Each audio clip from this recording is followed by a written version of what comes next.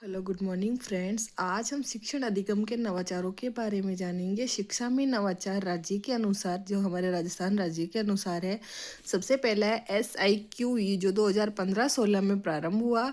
RKSMBK ये 11 जुलाई 2022 से शुरू हुआ। इस्माइल 13/2/2021 को शुरू हुआ। दीक्षा राइज 2018-19 में। ई कक्षा 19 मई 2020। आकाशवाणी या शिक्षावाणी 11 मई 2020। शिक्षा दर्शन 1 जून 2020। हवामेल प्रोजेक्ट 2 मई 2020। आओ घर से सीखे इस्माइल 26 अक्टूबर 2020। मिशन समर्थ इस्माइल। राष्ट्र और केंद्र के हैं जो है ज्ञानवाणी 7 नवंबर 2001 से। ज्ञानधारा, ज्ञान दर्शन 26 जनवरी 2000 से। और स्वयं प्रभा। SIQE ये state institute for quality education, गुणात्मक शिक्षा हेतु राज्य की पहल। इसकी शुरुआत सत्र 2015-16 से कक्षा 1 से 5 समन्वित स्कूलों में शुरू हुआ। वर्तमान में सभी स्कूलों में है। सर्वप्रथम 5/5/2010 को RT 2009 की धारा 29 के CCE को पायलट प्रोजेक्ट ट्रायल प्रोजेक्ट के तहत अलवर के 40 ग्रामीण और जयपुर के 20 शहरी स्कूलों में शुरू किया गया। अलग से बनी हुई प्राथमिक स्कूलों में ये सही से नहीं चल पा रही थी, तो कुछ स्कूलों के कक्षा 6 से 12 उच्च माध्यमिक में 2015-16 में समन्वित कर दिया गया। इन्हीं स्कूलों में SIQ शुरू हुआ। SIQE की कार्यकारिणी, पहला है माध्यमिक शिक्षा निदेशालय बीकानेर संचालन करता है। RSCERT या SIERT उदयपुर अकादमिक या शैक्षणिक कार्य करता है। बौद्ध शिक्षा समिति जयपुर और यूनिसेफ तकनीकी समर्थन ICT देता है। और अगला है राजस्थान माध्यमिक शिक्षा परिषद जयपुर, वर्तमान नाम राजस्थान स्कूल शिक्षा परिषद RCSC जयपुर, शिक्षक प्रशिक्षण देता है। नोट, SIQ के संचालन हेतु उपरोक्त पांचों के मध्य अप्रैल 2015 में समझौता हुआ। इसका उद्देश्य गुणात्मक शिक्षा उपलब्ध कराना, बच्चों की प्रगति अभिभावकों से साझा करना, बालक का स्तर निर्माण करना, सीखने हेतु अवसर उपलब्ध कराना, परीक्षा के भय को समाप्त करना। इसकी प्रक्रिया CCP child centre pedagogy, ABI activity based learning और CCE continuous comprehensive evolution. CCE SIQE ये इसके 3 टर्म होते हैं, टर्म 1, टर्म 2 और टर्म 3। टर्म 1 में 2 FA होते हैं, टर्म 2 में 2 FA और टर्म 3 में 2 FA। आधार रेखा, सत्र के आरंभ में आधार रेखा के आधार पर बालक का कक्षा स्तर निर्धारण किया जाता है। जैसे कक्षा 6 का बालक कक्षा 3 का स्तर रखता हो तो उसे 3 के स्तर में ही एडमिशन दिया जाएगा। रचनात्मक आकलन या FA शिक्षण अधिगम की प्रक्रिया के अंतर्गत बालक की प्रगति का पता लगाना यानी मध्यावधि परीक्षा। योगात्मक आकलन या essay ट्रम या इकाई के अंत में बच्चे को ग्रेडिंग देने हेतु ये आकलन किया जाता है। RKSMBK राजस्थान के शिक्षा में बढ़ते कदम। इसका प्रारंभ 11 जुलाई 2022 को हुआ था। इसका उद्देश्य कोविड-19 के दौरान अध्ययन में हुई क्षति की पुनः प्राप्ति करने के लिए कार्यक्रम प्रारंभ किया गया। इसकी अवधि 2022-23 का पूरा सत्र था। कक्षा 1 से 8 ब्रिज कार्य कार्यक्रम की कक्षा 3-8 बेसलाइन आकलन। विषय था हिंदी, इंग्लिश व गणित।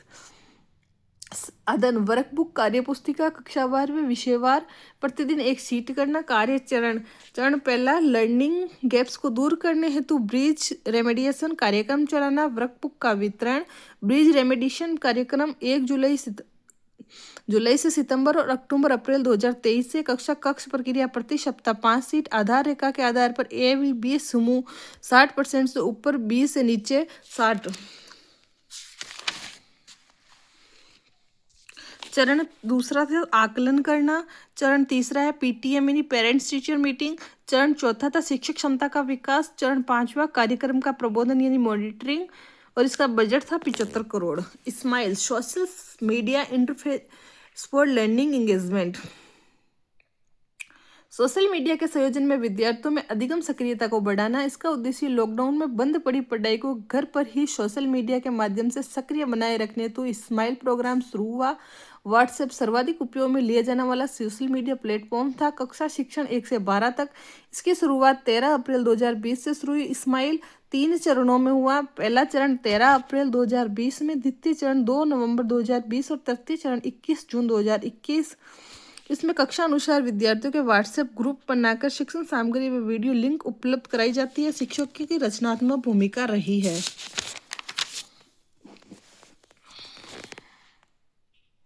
स्माइल 1 13 अप्रैल 2020 से रोज सवेरे 9 बजे हर घर स्कूल घंटी बजे। 2 नवंबर 2020 आओ घर से सीखें।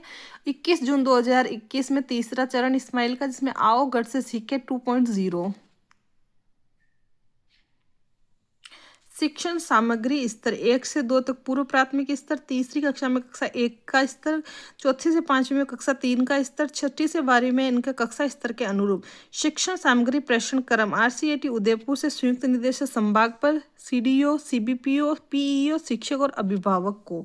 शिक्षण समर्थ विशेष आवश्यकता वाले बच्चों को CWSN के हितार्थ में। इसका उद्देश्य विशेष आवश्यकता वाले बच्चों की पहचान करके उनके नामांकन पर ध्यान देना। इसका कार्य है बधिर छात्रों हेतु वीडियो सामग्री पहुंचाना, दृष्टिबाधित छात्रों हेतु ऑडियो सामग्री पहुंचाना, ई कक्षा के में साइन लैंग्वेज में भी वीडियो डालना। स्माइल कार्यक्रम द्वारा सभी सामग्री पहुंचाना। CWSN छात्रों हेतु आओ घर से सीखे कार्यक्रम के अंतर्गत वर्कशीट पहुंचाना। ऑफलाइन सामग्री का भी वितरण करना।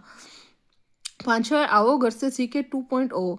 अब शिक्षा नहीं रुकेगी। इसका कार्य छात्रों को गृह कार्य व वर्कशीट उपलब्ध कराना। व्हाट्सएप के साथ टीवी व रेडियो से भी पढ़ाई गृह कार्य का पोर्टफोलियो बनाना। प्रत्येक छात्र से सप्ताह में एक बार कॉल से संपर्क करना। कक्षा 6 से 12 हेतु 8 ग्रेड अर्थात कक्षा स्तर पर अध्ययन सामग्री व्हाट्सएप पर उपलब्ध कराना। शाला दर्पण पर स्माइल मॉडल द्वारा स्टूडेंट रिच फॉर्म द्वारा ट्रैकिंग होती है, जिसमें विद्यार्थियों से संपर्क का विवरण अपलोड करना पड़ता है। बुनियादी दक्षताओं पर आधारित क्लस्टर वर्कबुक देना ताकि लर्निंग गैप पूरा किया जा सके।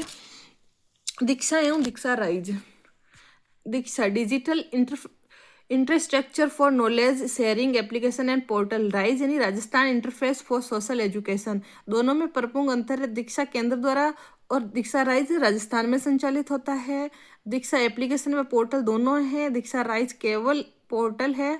दीक्षा या प्ले स्टोर पर उपलब्ध होता है। दीक्षा राइज प्ले स्टोर पर उपलब्ध नहीं होता। दीक्षा पूरे देश में लागू है और दीक्षा राइज केवल राजस्थान में। दीक्षा ऐप, इसका निर्माण NCERT व MHRD द्वारा।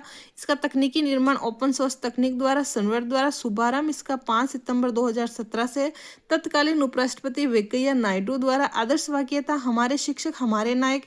इसका संचालन सभी राज्यों व केंद्र शासित प्रदेशों में। पाठ्यक्रम की उपलब्धता NCERT CBSE SCERT राज्यों में। कक्षा उपलब्धता कक्षा 1 से 12 तक ई कंटेंट। भाषा सेवा इसकी शुरुआत में 18 भाषाओं में व वर्तमान में 36 भाषाओं में उपलब्ध है। हिंदी अंग्रेजी व संस्कृत मुख्य भाषा है। ई विद्या NCERT द्वारा दीक्षा पर चलाया जाने वाला चैनल है। ये 24x7 घंटे ई कंटेंट उपलब्ध कराता है। इसका उद्देश्य शिक्षक व छात्र दोनों हेतु स्कूली शिक्षा के सभी चरणों को पूरा करना है। शिक्षकों में क्षमता स्किल संवर्धन करना, सुलभ शिक्षण सामग्री उपलब्ध कराना, शिक्षा में भाषा की बाध्यता को समाप्त करना, शिक्षा में डिजिटल तकनीकों का उपयोग करना, शिक्षक छात्र तथा शिक्षक अभिभावक को संवाद कराना, सभी शिक्षक मिलकर आपसी संवाद द्वारा अध्यापन में आ रही कठिनाइयों को दूर कर सके।